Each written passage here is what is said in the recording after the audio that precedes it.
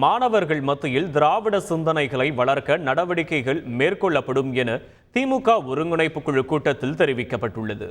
2026ஆம் ஆண்டு சட்டமன்ற தேர்தலை எதிர்கொள்ளும் வகையில் கட்சி தலைமைக்கு ஆலோசனை வழங்க 5 பேர் கொண்ட ஒருங்கிணைப்பு குழு திமுக சார்பில் அமைக்கப்பட்டுள்ளது.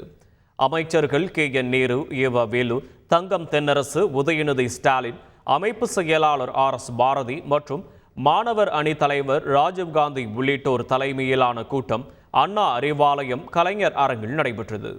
இதில் மகளிர் மற்றும் இளைஞர் அணியினரிடம் ஆலோசனை நடத்தப்பட்டது.